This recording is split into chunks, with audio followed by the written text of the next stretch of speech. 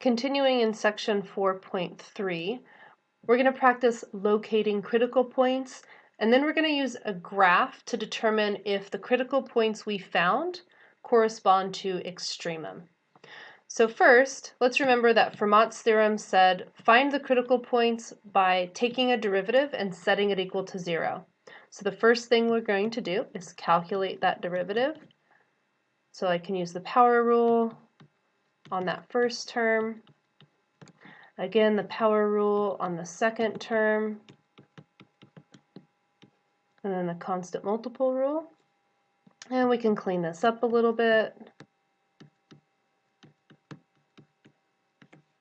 So we found our derivative. Now to find critical points, we're going to set that equal to 0.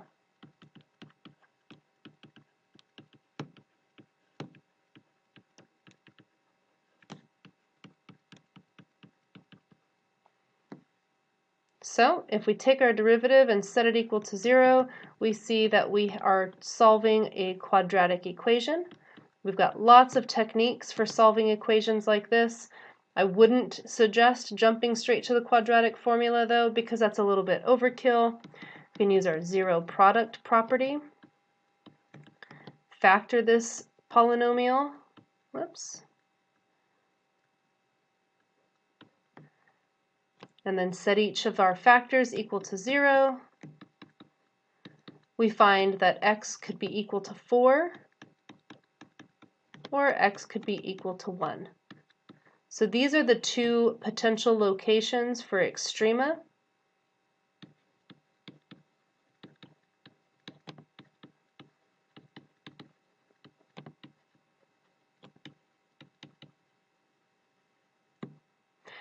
The second part of this problem says to use a graphing utility to determine if we have a local extremum at any of our critical points.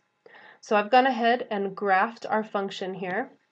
Let's draw our critical points on the graph. So at x equals 4, we're going to find the point on our graph that corresponds to x equals 4. That looks, well, there's going to be some fraction in there. I'm just going to write 4, f at 4 rather than trying to calculate it. And then we have another point that happens at x equals 1. So I follow that to the graph. This point looks like 1, f at 1. Each one of these points looks like it's at a hilltop or at a valley. Now maybe I didn't color in exactly where the hilltop and the valleys are, but we can see that these points are corresponding to local max and local min because there's a small interval that we can pick to where within that interval that point looks like the highest point compared to its surroundings or the lowest point compared to its surroundings. So we were able to find a max at x equals 1 corresponding to the maximum value, plugging 1 into our function, and then we were able to find a min at x equals 4. The minimum value is equal to the function with 4 plugged into it. Let's try another one. So we're given a function. We're asked to find all the critical points. First step for that is to find the derivative. This function requires the chain rule because we have a composition of functions here. So I'm going to take the 2 power down, leave all of the insides alone, reduce my power by 1, then multiply by the derivative of the inside. So my derivative looks like 4x times x squared minus 1. Now you could multiply this out, but I'm going to encourage you to wait because remember that to find our critical points, we need to take our derivative and set it equal to 0.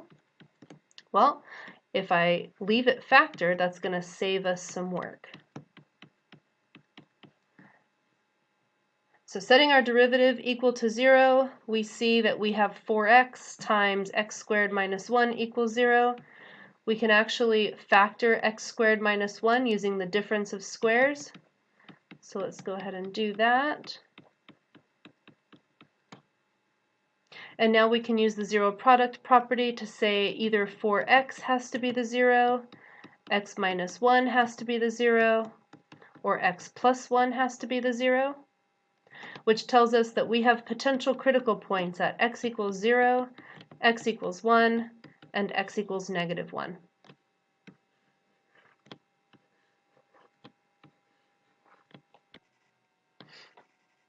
So at x equals 0, x equals 1, or x equals negative 1, we have our potential extremum.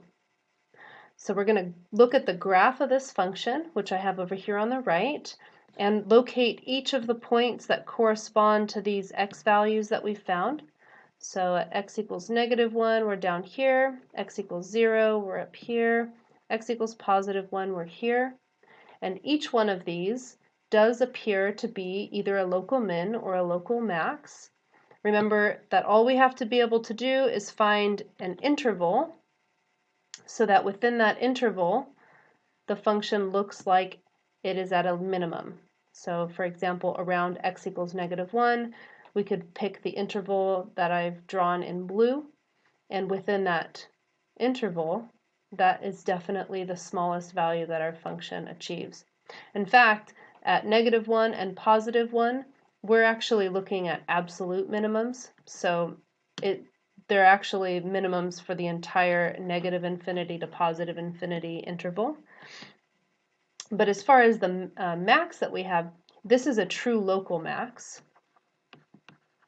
Because if we were to pick an interval that's too wide, for example, if we did an interval like the one I've got in blue here, notice that the function value does go above the point that corresponds to x equals 0. So it's a true local max because we do need to make sure that we pick an interval that within that interval it looks like a maximum. So yes, the critical points that we found in this case are giving us minimums. So we have minimums and we have a local max. If we don't say absolute, then we assume that we're referring to local min and local max. So if you get confused about the difference between absolute and local extrema, remember that absolute is on a defined interval. Local, you get to kind of pick the interval. So that's one of the key differences. We got one more to look at here, and we're looking at a rational function. Same process though, we're going to find the critical points by taking the derivative. We will need the quotient rule though, so let's write that out in case we haven't seen it in a while.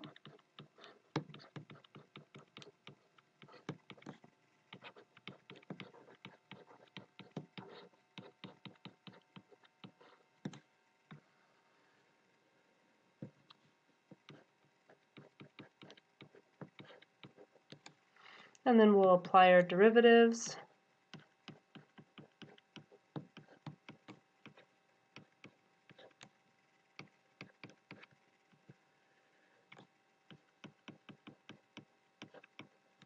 Simplify the best we can.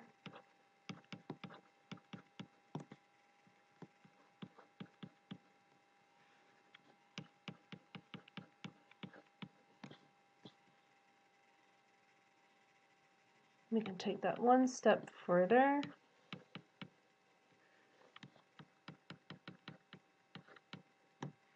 Now in order to check for our critical points here, we need to check both when the derivative is equal to 0 and when the derivative is undefined. The derivative will be equal to 0 when the numerator is equal to 0,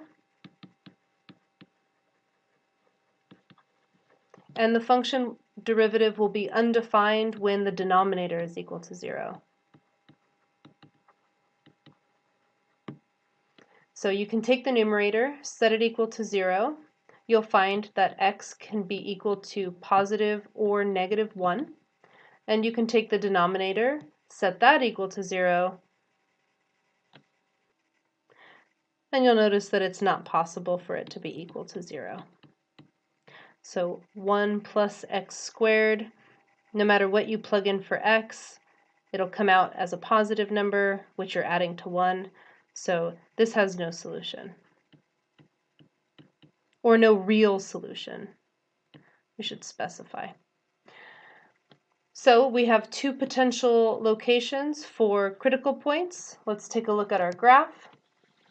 Looking at the graph, we can plot the 2 potential critical points that we found. So at x equals -1 and at x equals +1, we can see that we did find the minimum and the maximum. And although we're locating the local critical points, these 2 happen to be absolute. So on the interval -infinity to infinity, the function has an absolute minimum at -2, and it has an absolute maximum at +2. And that's because there's no other values that go above 2 or below -2.